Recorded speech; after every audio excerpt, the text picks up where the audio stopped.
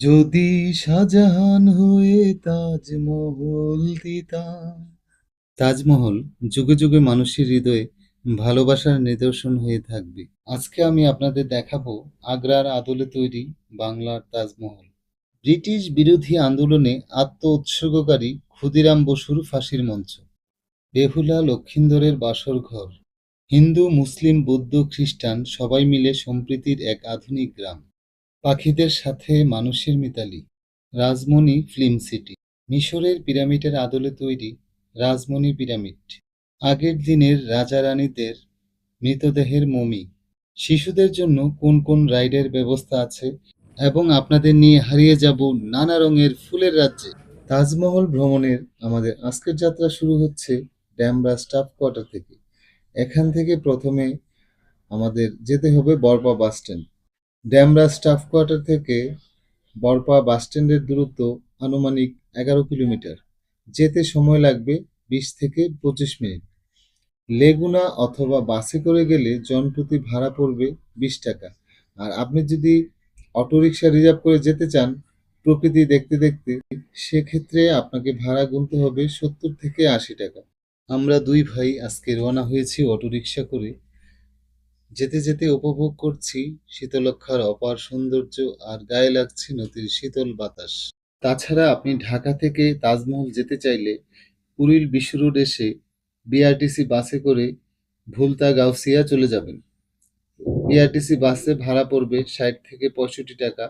ভুলতা গাউসিয়া নেমে একটি অটোরিকশা নিয়ে আপনি চলে যেতে পারবেন তাজমহল, সেক্ষেত্রে জনপ্রতি ভাড়া পড়বে 20 টাকা।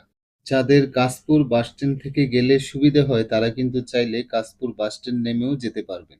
রাস্তার হালকা যানজট আর ফ্রিতে কিছু ধুলাবালি গায়ে মাখতে মাখতে আমরা 30 মিনিটের রিক্সা যাত্রা শেষে চলে আসলাম আমাদের বড়পা বাসস্ট্যান্ড। বড়পা বাসস্ট্যান্ড এলেই আপনারা দেখতে পাবেন বাংলার তাজমহল যাওয়ার রাস্তা বড় করে এরোমার্ক করে চিহ্নিত করা হয়েছে। এখান থেকে জনপ্রতি 20 টাকা অটো ভাড়া দিয়ে রওনা হয়েছি আমাদের স্বপ্নের তাজমহলের উদ্দেশ্যে। 5 থেকে 6 মিনিটের অটোরিকশা যাত্রা শেষে আমরা চলে এসেছি আমাদের আজকের গন্তব্য বাংলার তাজমহলে। তো আজকে কিন্তু ফাইনালি আমরা চলে আসছি তাজমহলের সামনে। তাজমহলের গেটের দিকে এগিয়ে যাওয়ার সময় আপনার সবার প্রথমে নজরে আসবে নবাবী রেস্টুরেন্ট এবং কুটুম ঘর রেস্টুরেন্ট। এখানে কিন্তু তাদের খাবারের মেনু এবং মূল্য তালিকা দেয়া আছে। আপনি চাইলে দুপুরের লাঞ্চটা এখানেও সেরে নিতে পারেন।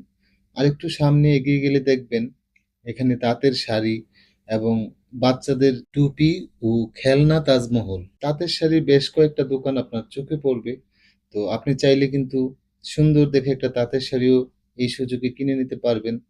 তো আমরা দেখতে পাচ্ছি আরো বেশ কয়েকটা তাঁতের শাড়ি ঘর এবং সুন্দর একটা পাখা দেখতে পাচ্ছেন, যে পাখা দিয়ে আপনি গরমে আপনার শরীরটাকে একটু শীতল করে নিতে পারবেন। সিলেটের 7 রঙের চা এবং ফুচকা, এখানে যারা ফুচকা লাভার তারা কিন্তু ফুচকা খেতে পারবেন। তো আমরা দেখতে দেখতে তাজমহলের প্রবেশ গেট দিয়ে প্রবেশ করছি একটা সুড়ঙ্গের মতো রাস্তা দিয়ে।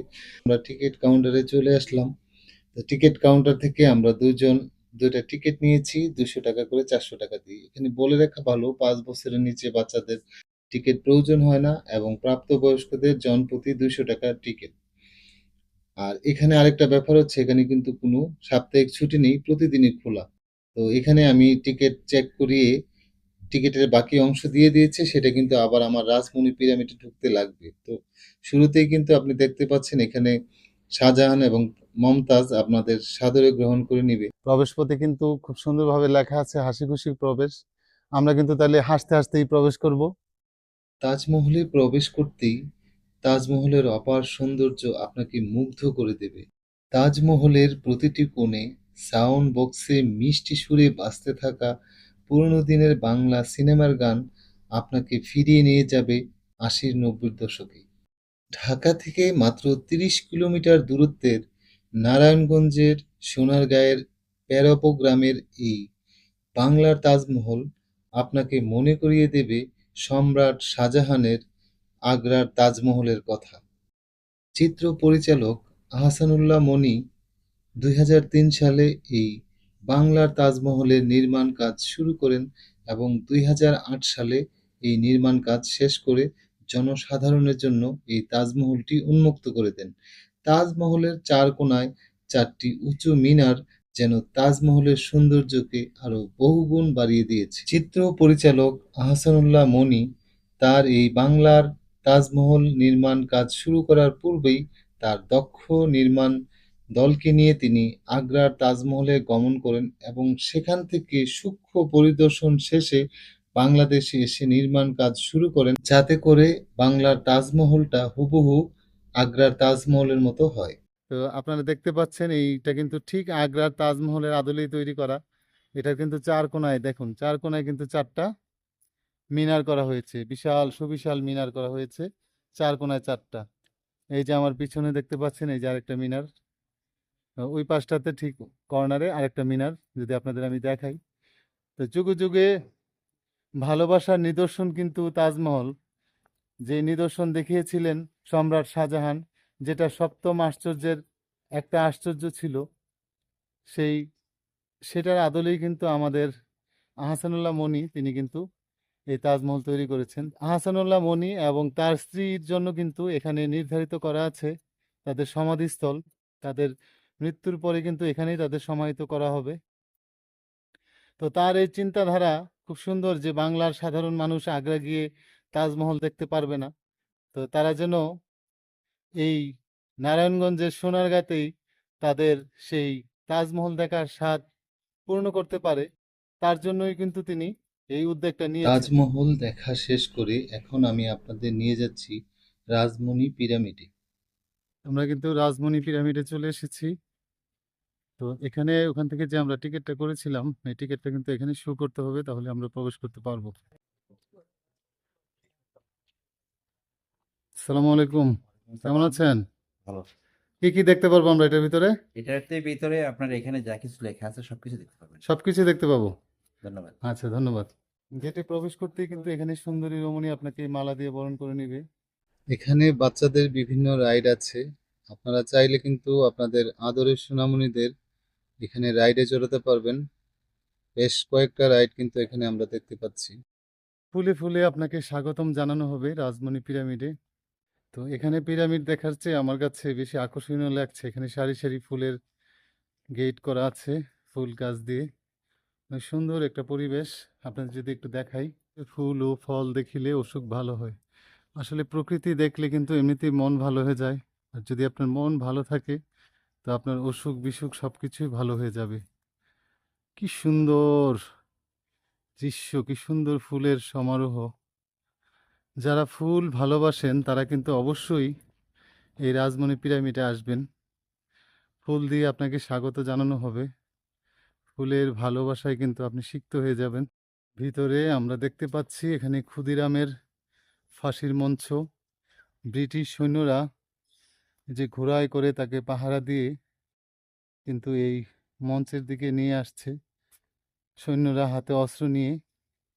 ব্রিটিশ বিরোধী আন্দোলনের অন্যতম নায়ক ক্ষুদিরাম, সেই ক্ষুদিরামকে কিন্তু ফাঁসি দেওয়া হচ্ছে।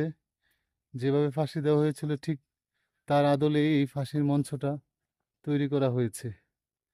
তা আপনাদের যদি একটু আমি দেখানোর চেষ্টা করি পুরোটা, দেখুন কিভাবে ফাঁসির মঞ্চে যেভাবে সৈন্যরা ঘোড়ায় চড়ে, সৈন্যরা সশস্ত্র অবস্থায় এখানে দাঁড়িয়ে আছে। এই যে জল্লাদ, ব্রিটিশ জল্লাদ, কত বড় বড় মোজ দেখেন।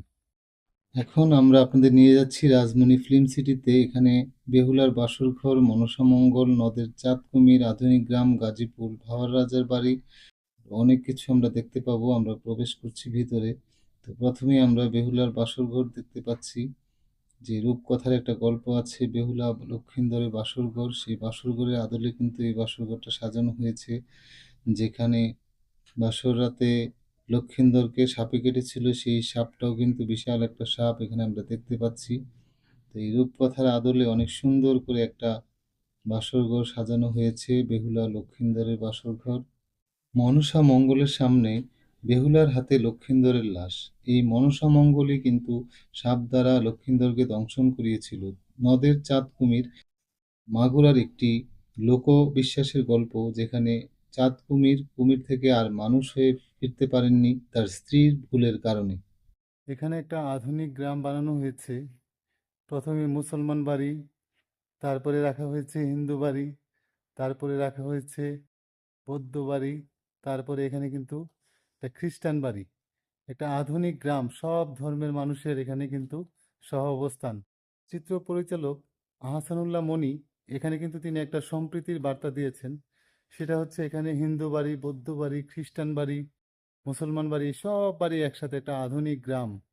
একটা আধুনিক সভ্যতায় কোনো ধর্ম কিন্তু আপনাকে বিভক্ত করতে পারবে না, এটাই কিন্তু এখানে তিনি বোঝাতে চেয়েছেন। পিরামিডের দেশ মিশর, কিন্তু আমাদের সেখানে অনেকেরই যাওয়ার সক্ষমতা নেই। তার কারণে এখানে কিন্তু তার আদলে পিরামিড তৈরি করা হয়েছে। ঠিক হুবহু তার আদলেই তৈরি করা হয়েছে। পিরামিডের প্রবেশপথে লেখা আছে অসুস্থদের প্রবেশ সাবধান, কারণ ভিতরে এমন কিছু আছে অসুস্থরা প্রবেশ না করাই ভালো। ভিতরে প্রবেশ করতে কিন্তু একটা ভয়ঙ্কর দৃশ্য। মিশরের মমিকৃত লাশের আদলে এখানে কিন্তু কিছু লাশের প্রতিকৃতি তৈরি করা হয়েছে। যাদের হার্ট দুর্বল তারা কিন্তু প্রথমে একটু ঘাবড়ে যাবেন। তো ঘাবড়ানোর কিছু নাই, একটু সাবধানে থাকবেন এবং ছোট বাচ্চাদেরকে সাবধানে নিয়ে আসবেন। এটা ছোট বাচ্চারা ভয় পেতে পারে। দেখেন কি ভয়ঙ্করভাবে এই মমি আকৃতি দেওয়া হয়েছে এখানে। রাজা রানীদের মৃতদেহ কিভাবে মমি করে রাখা হয় মিশরের পিরামিডে, ঠিক সেই ফিলটাই কিন্তু আমাদের দেওয়ার চেষ্টা করেছেন। এখানে কিন্তু মহারানীদের অলংকার রাখা হয়েছে। মহারানীদের অলংকার আপনারা দেখতে পাচ্ছেন। আপনাদের যদি একটু কাছ থেকে দেখাই, আসলে এগুলি একটা প্রতিকৃতি দেওয়া হয়েছে, এগুলি কোনোটাই আসল নয়। আমরা এখন যাচ্ছি পাখিদের খাবার দিতে। এখানে 20 টাকার টিকিট কেটে আমরা পাখির মেলা ভিতরে প্রবেশ করছি। এই যে আমরা পাখিদের খাবার খাওয়াচ্ছি। কত সুন্দর করে দেখেন, আমাকে আপন করে নিয়েছে তারা। কত রং বেরঙের পাখি, কত সুন্দর সুন্দর পাখি আমার হাতে একটু খাবার খাচ্ছে। তো যদি আমি একটু দেখাই কাছ থেকে, দেখেন খুব সুন্দর একটা দৃশ্য। পাখিরা আমার হাতে খাবার খাচ্ছে। তা আপনারা কিন্তু চাইলে এখানে এসে 20 টাকার টিকিট দিয়ে আপনারা কিন্তু পাখিদের এভাবে খাবার খাওয়াতে পারবেন। 90-এর দশকের পূর্বে সিনেমা বানানোর কাজে ব্যবহৃত যত সব দুর্লভ দুর্লভ যন্ত্রপাতি কিন্তু আপনারা এই রাজমণি ফিল্ম সিটিতে এলে দেখতে পাবেন। তো নিজের চোখে দেখবেন যে কত দুর্লভ যন্ত্রপাতি সিনেমা বানানোর কাজে ব্যবহৃত হতো। বন্ধুরা, আজকের ভিডিও এ পর্যন্তই। যদি আপনাদের ভিডিওটি ভালো লেগে থাকে তো অবশ্যই চ্যানেলটা সাবস্ক্রাইব করে রাখবেন। দেখা হবে অন্য কোনো দিন অন্য কোনো ভিডিওতে। সে পর্যন্ত ভালো থাকুন, সুস্থ থাকুন। আল্লাহ হাফেজ।